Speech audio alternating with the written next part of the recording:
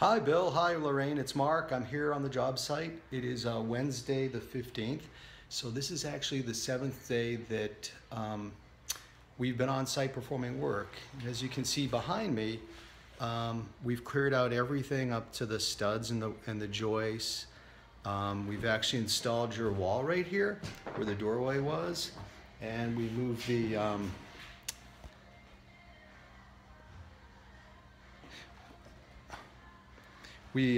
moved the doorway over here, so it's all swinging just the way it was. We pulled it around because of the orientation of that original angle cabinet. We moved that out so we can make a lot of space right here for your refrigerator, we think. And there's that pretty view out of where the desk is going to be, and we're going to reseat the range right here. We're going to have to move some pipes around.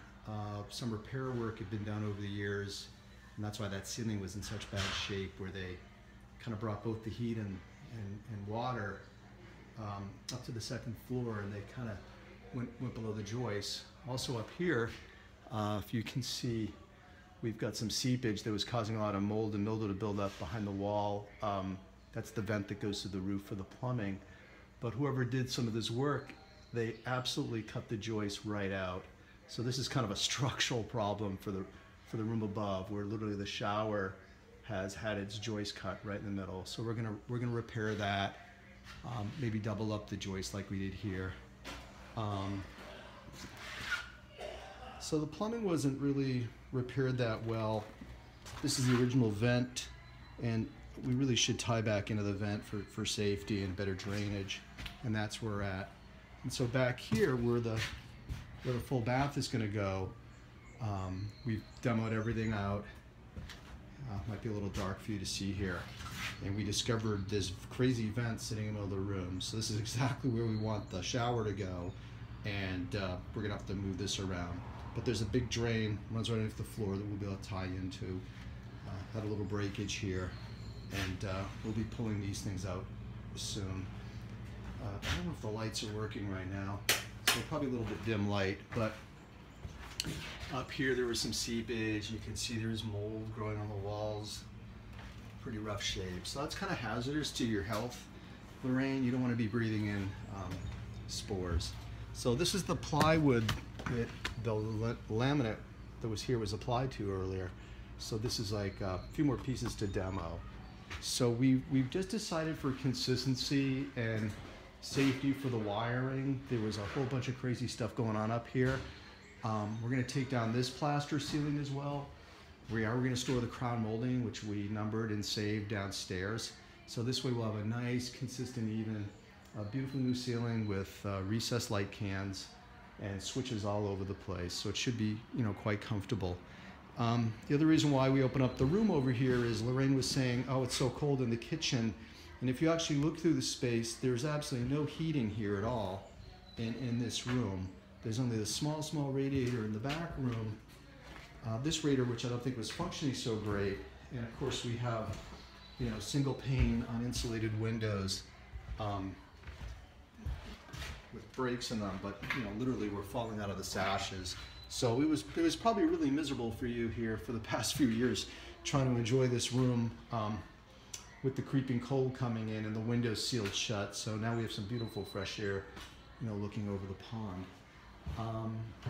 Let me bring you around over here and walk through your new door. You see we took the flooring straight down. We'll have beautiful subfloor we're putting in. This room will be the next to be painted. And here's Adrian right over here, our dutiful painter. He's got all these two-tone colors over here. And he's got the radio going, so you probably can't hear me. We got that restored. We got these doors back open. The mortise locks are still working well. Adrian worked really hard. There's a lot of adherent issues with the paint on this wall. And you can see we've got a little bit of joy to do down here where water, over the time, it actually rotted the whole floor joist all the way through this. So this is where we cut it back. And also the bottom of this door is going to need to be repaired. And this is really the condition of the subfloor. You can almost pretty much fall through this right now. So we're gonna put in a 1/2 inch subfloor after this linoleum comes up. Linoleum is a great product. I read about it. It has a 40-year life expectancy. It was a real luxury product. This linoleum, when it was installed in 1928, they used linoleum on the ballroom of the Titanic, as well as the dining room. And it's great stuff. You know, I'm going to consider using linoleum. That's not vinyl flooring, but actually linoleum. And so it has a lifespan of 40 years. This is now 85 years, 90 years in running, so it's time for a replacement. And what we're going to be doing is putting down, let's see if I have a piece of it, a bamboo flooring, which is a woven strand. And this material has a lot of nice color. Lorraine picked it out. And because it's a woven strand, it's actually 30% stronger than oak. So that should look and wear really, really well. And of course you can see here our front door is going to need some revival, some Rust-Oleum. We'll sand this down and bring back its original beauty. See, the nice doors are in shape. We'll clean them all off, put in some new lighting. And so this is it, week 3. Most of the mess is gone. We took out a huge truckload, I mean literally a huge truckload of material from the ceiling to all the walls, to the kitchen cabinetry. This wall got partially removed. You can see where the archway is being preserved so it can be restored as an entryway in the future. Here's our original wiring. Our electrician wasn't too thrilled about working with it. He said it's brittle. We still think it's pretty good stuff. We think they used good stuff back then. And the toilet, of course, the toilet's going to be replaced. So I think we're going to work on that tomorrow. So the schedule for tomorrow is we're going to take down the rest of the plaster ceiling, clean it all up, pull all the nails out so we can put a fresh new drywall ceiling in there with light cans. We're going to pull the flooring up here right down to the subfloor. And then we're going to be focusing on the other side of the house where we're going to do the flooring, finish all the painting of the walls, clean up the tile in the upstairs bathroom. And we're really just waiting on our electrician and plumber to come through. They realize there's a real handful here, but we told them this is just a temporary measure. We're sure it's sometime in the house's future, we're probably going to see someone who wants to come in and totally take down this garage and put a great room up there, and double the size of the bathroom up in the master. So we're not going to get too concerned about replacing this semi-leaking floor plan for the shower and our toilet flange and octopus up here. So we're gonna leave that till the next project. And with the drywall in place and all the wiring cleaned up, it'll be pretty easy to get up there and remove and repair it if necessary.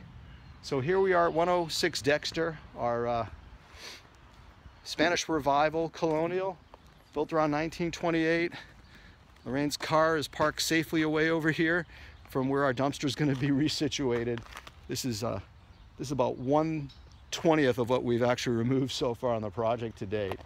And we do have a landscaper on site, so we're going to start to continue to cut back and get some plantings going, remove some of the overgrown trees.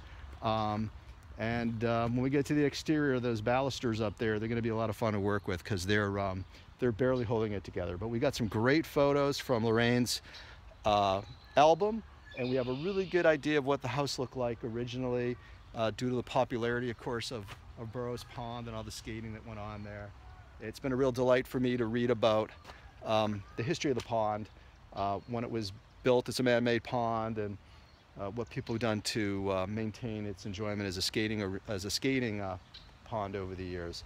So I'm Mark Holt, and thanks for listening to this episode. Take care.